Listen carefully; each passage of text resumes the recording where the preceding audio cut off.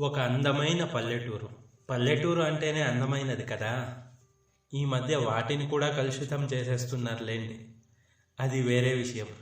ఆ ఊరిలో 50 ఏళ్ళు పైబడిన పార్వతమ్మ, ఆమెకు ఒక కొడుకు, పేరు గణేష్.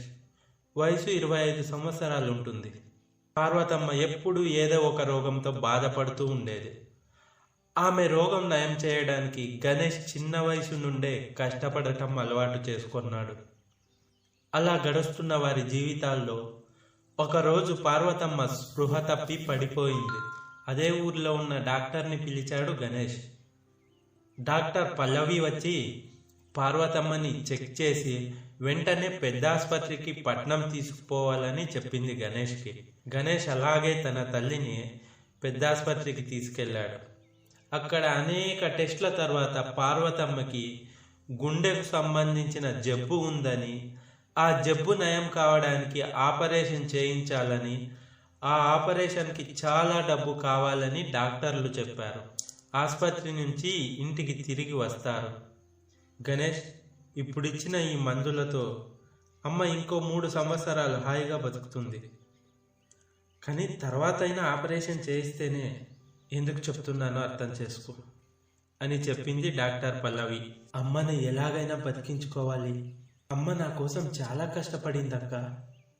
మీ బంధువులు ఎవరో దుబాయ్లో ఉన్నారు అన్నావు కదక్క, వాళ్లతో మాట్లాడి అక్కడ నాకేదైనా పని దొరుకుతుందేమో అడుగు అక్క అన్న గణేష్ మాటలకి, పని దొరుకుతుందా అంటే తప్పకుండా దొరుకుతుంది, కానీ ఇక్కడ అమ్మని ఇలాంటి పరిస్థితుల్లో ఒంటరిగా వదిలేసి అంత దూరం నువ్వు వెళ్ళడం ఒకసారి ఆలోచించుకో గణేష్ అంటుంది డాక్టర్ పల్లవి.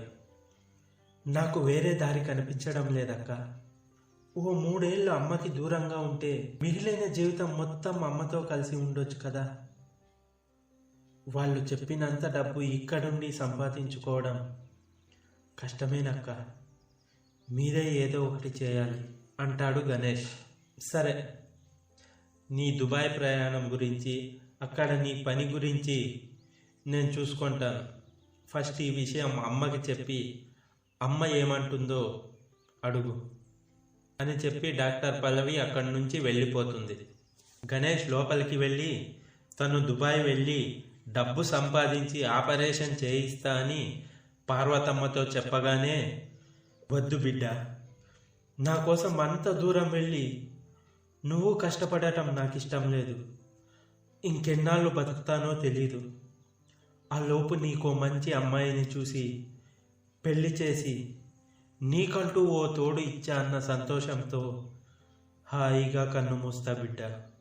నువ్వు ఎక్కడికి పోవద్దు అంటుంది కళ్ళ నిండా నీరు నింపుకొని పార్వతమ్మ. అలా అనకమ్మా, నువ్వు తోడుంటేనే నా జీవితానికి వెలుగు. నువ్వు అనేది లేకపోతే నా బతుకంతా చీకటే అవుతుంది. నువ్వేం భయపడకు. పల్లవి అక్క వారి బంధువులతో మాట్లాడి నన్ను దుబాయ్ పంపిస్తుంది. నేను ఆడ డబ్బు సంపాదించి నీకు ఆపరేషన్ చేయిస్తా. రోజు అక్క వచ్చి నీతో మాట్లాడి మందులు ఇస్తుంది. వాటిని వేసుకొని హాయిగా రెస్ట్ తీసుకో అని చెప్తాడు గణేష్. ఎందుకు బిడ్డ నేనంటే అంత ప్రేమ? కోసం ఏం చేశానని ఈ అమ్మంటే నీకంత ఇష్టం అన్న పార్వతమ్మ మాటలకి, జన్మనిచ్చావు కదమ్మా, అది చాలదా? వేరే ఏమైనా చేస్తేనే ప్రేమ చూపించాలా? గణేష్ ఎలాగో వాళ్ళ అమ్మని ఒప్పించి దుబాయ్ వెళ్తాడు. రోజులు వారాలయ్యాయి, వారాలు నెలలయ్యాయి, నెలలు సంవత్సరాలయ్యాయి.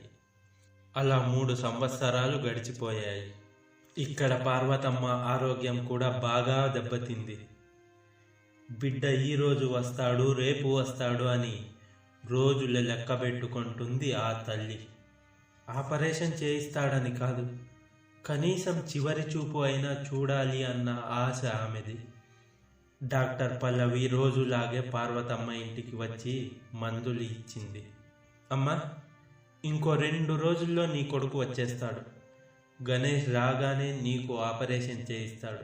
ఇక నువ్వు భయపడాల్సిన అవసరం లేదు, హాయిగా ఉండు అంటుంది పల్లవి.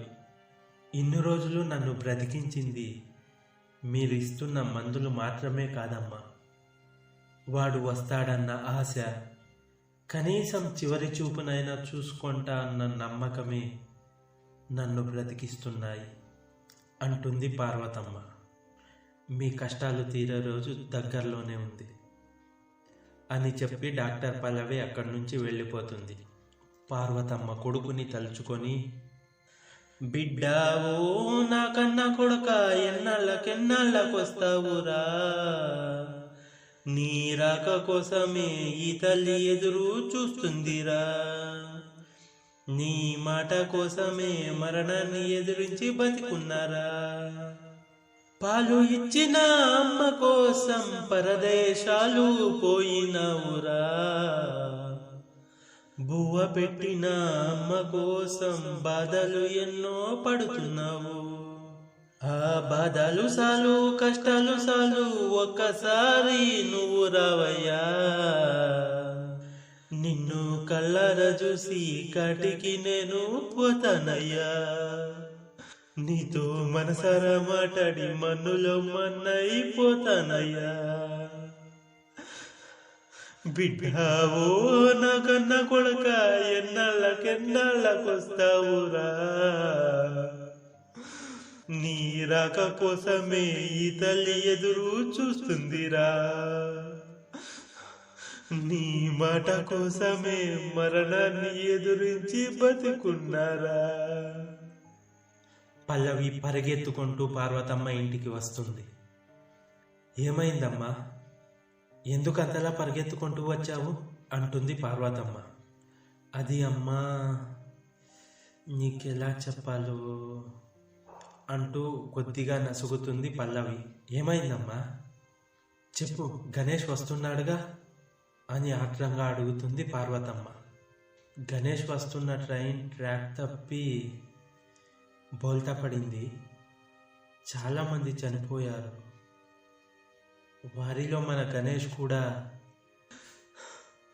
బిడ్డ వస్తాడన్న ఆశ, ఒక్కసారి వాణ్ణి ఒక్కసారి చూడాలన్న నా కోరిక ఆ కసాయి దేవుడు ఆలకించినట్టు లేడమ్మా.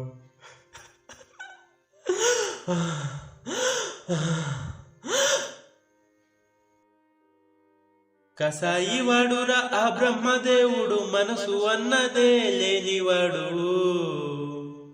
చివరి చూపుకైనా నోచుకోక ముందే దివిలోనై చుక్కల్లా మెరిశారు ఈ తల్లి బిడ్డలు.